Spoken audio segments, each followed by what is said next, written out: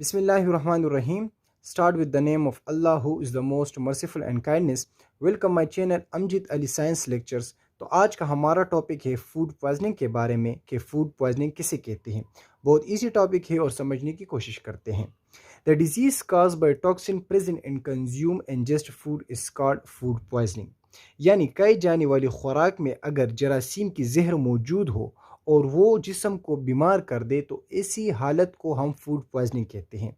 यानी हम जब खाना खाते हैं और वो खाना कंटेमिनेटेड हो, उसमें जरासीम की जहर मौजूद हो और वो खाना हम खा ले और उस वजह से हमारे जिस्म में कोई बीमारी काज हो जाए तो इसको हम फूड पॉइजनिंग कहते हैं। कोई भी बीमारी हमारे जिस्म में काज हो सकती है फूड पॉइजनिंग की वजह से।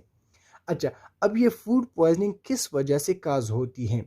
तो ये कुछ बैक्टीरिया की वजह से हो सकती है, स्टेफिलोकोकस ऑरियस की वजह से हो सकती है, सल्मोनेला की वजह से, बैसिलस सीरियस, क्लस्ट्रिडियम एक्सेट्रा। तो इस वजह से ये बीमारी जो है काज हो सकती है। ये बैक्टीरिया जो है वो फूड पे पड़ी होती है, वो कंटामिनेटेड फूड होता है और वो हम खा ले और उस वजह से कोई बीमारी काज हो सकती है, तो इसको फूड पॉइजनिंग कहते हैं। तो इस बैक्टीरिया की वजह से ये बीमारी काज हो सकती है। अच्छा, इस बीमारी के जो जब काज होती है तो उसके साइन एंड सिम्पटम क्या होते हैं?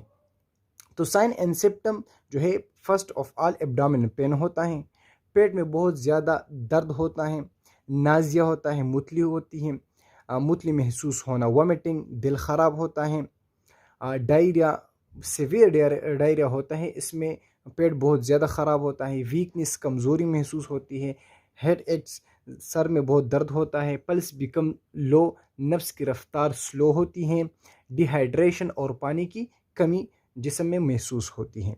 तो ये कुछ साइन एंड सिम्पटम थे फूड पॉइजनिंग के।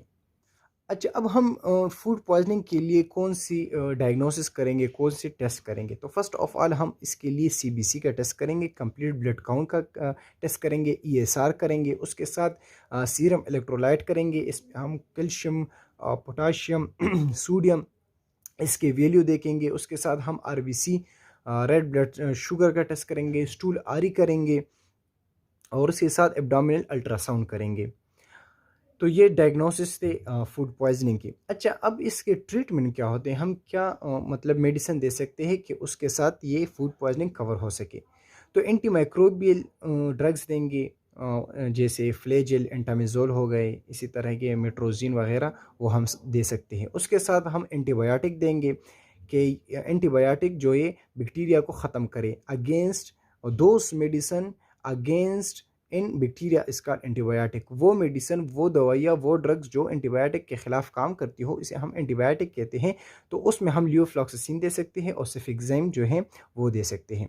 उसके साथ साथ जो है हम आईवी ड्रिप भी लगा सकते हैं डिहाइड्रेशन की हालत में। अगर जिस्म में जो है वाटर की कमी महसूस हो तो उस हालत की जो है हालत में हम आईवी ड्रिप लगा सकते हैं।